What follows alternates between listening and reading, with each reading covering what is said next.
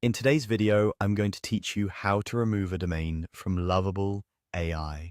By the end, you'll know exactly where to go in your dashboard and how to safely disconnect a domain from a specific project.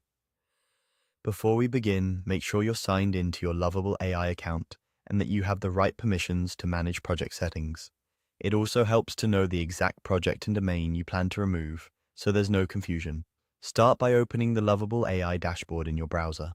This is your home base for all projects and settings. From here, head to All Projects to see the full list of workspaces you have access to. If you manage several projects, take a moment to confirm you're selecting the correct one. Matching the project by its name and purpose can prevent accidental changes, especially if you use similar naming across environments. Once you're inside the correct project, go to Settings. This is where Lovable AI groups all the important configuration options that affect your project's behavior and connections. In Settings, look for the Domain section or tab.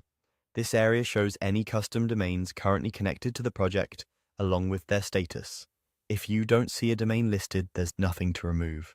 You might be in the wrong project or the domain was never connected. If your domain is present, you'll see a Remove button next to it. Click Remove to disconnect that domain from the project. You may be asked to confirm your choice. Read the prompt carefully to ensure you're removing the correct domain, then proceed. After removal, the custom domain will no longer route traffic to this project.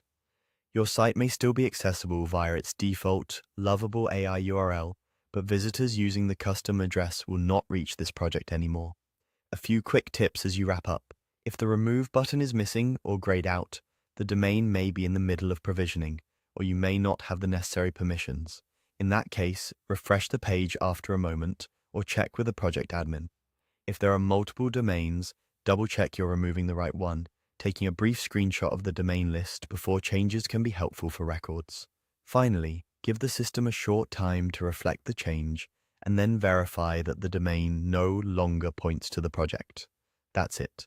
You went to the dashboard, opened all projects, selected the correct project, navigated to Settings, opened domains, and removed the domain. Thanks for watching, and great job keeping your project's domain configuration clean and accurate.